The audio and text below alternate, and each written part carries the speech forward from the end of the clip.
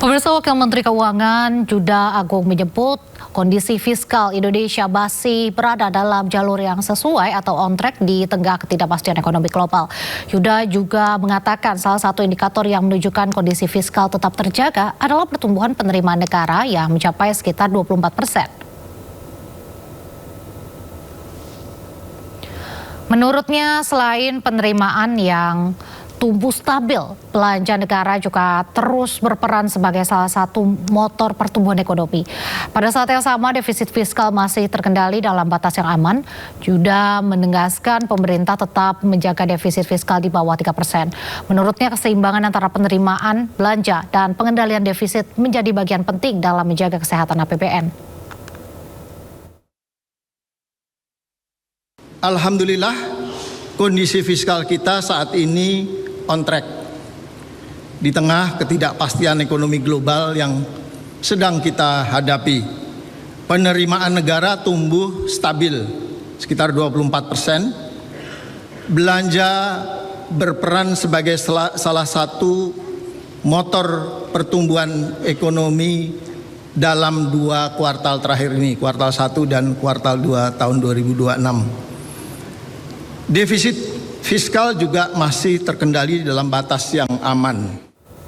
Badan Pusat Statistik mewaspadai kenaikan harga daging ayam ras dan daging sapi di sejumlah daerah pada pekan pertama Agustus 2026. Kenaikan harga tersebut dipengaruhi oleh kondisi pasokan dan permintaan yang berbeda di masing-masing daerah. Badan Pusat Statistik mewaspadai kenaikan harga daging ayam ras dan daging sapi di sejumlah daerah pada pekan pertama Agustus 2026. Kondisi tersebut menjadi perhatian karena kenaikan harga mulai terjadi meski sebagian komoditas pangan secara umum masih terkendali.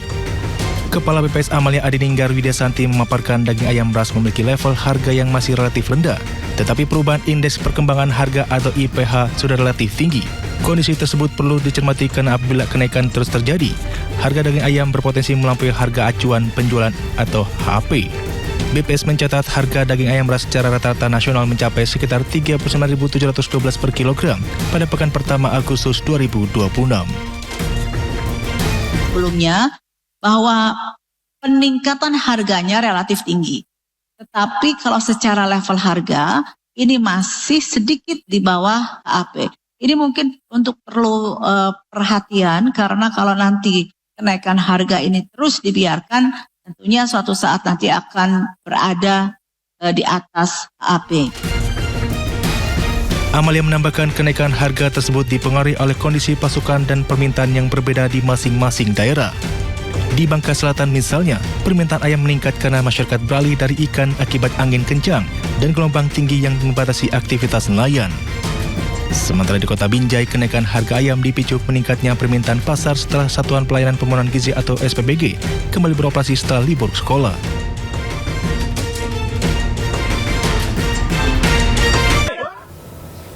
Sebuah kilang minyak di Libya terbakar akibat serangan drone. Kebakaran ini berpotensi memperburuk kelangkaan bahan bakar minyak di negara anggota OPEC. Serangan drone terhadap kilang minyak di Libya menghancurkan sebuah tangki penyimpanan. Tangki ini berisi 4,5 juta liter bahan bakar kendaraan. Otoritas tempat berusaha memadamkan api dan mendinginkan tangki lain agar tidak terbakar. Dalam 3 hari terakhir, 4 serangan disebut terjadi di kota Zawiya.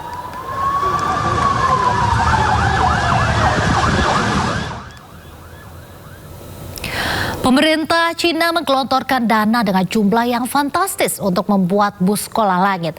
Lift yang super tinggi itu memangkas perjalanan selama 3 jam menjadi hanya 30 menit saja.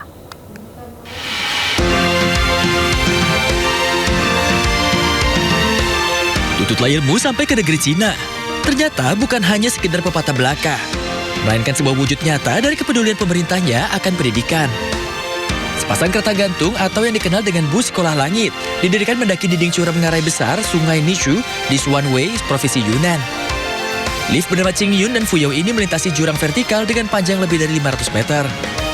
Lift Qingyun sepanjang 268 meter dibuka pada tahun 2022. Sementara Fuyao beroperasi di tahun ini dengan panjang 288 meter.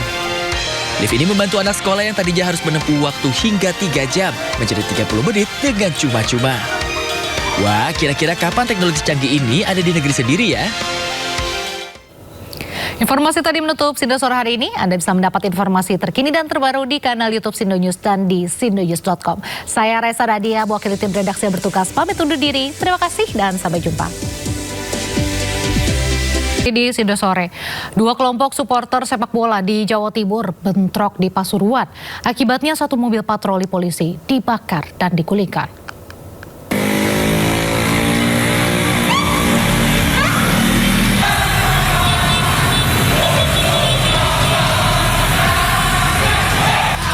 Bentrokan 2 kelompok supporter bola terjadi di Jalan Raya Malang, Surabaya, tepatnya di depan Mapolsek Sukorejo di Desa Ngadimulyo, Pasuruan, Jawa Timur.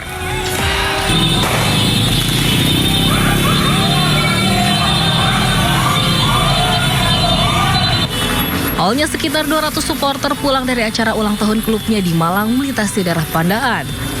Diadang 500 supporter dari arah Surabaya dan terjadi bentrokan. Untuk mengantisipasi hal yang tak diinginkan, Polres Pasuruan menghalau dan menangkap supporter dari Malang ke dalam Mapolsek Sukorejo. Namun supporter dari Surabaya mengamuk, membakar mobil polisi bahkan kendaraan dinas yang diparkir digulingkan. Mirisnya warga yang melintas dan petugas terkena lemparan batu.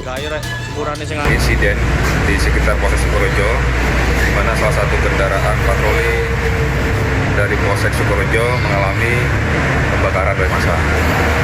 Kejadian tersebut bermula ketika rombongan masyarakat yang melintas dari kegiatan di wilayah Malang, kemudian terjadi pengadangan di sekitar wilayah Sukorejo sini. Bentrokan 2 kelompok supporter reda usai didatangkan 1 kompi Brimo Porong Sidoarjo.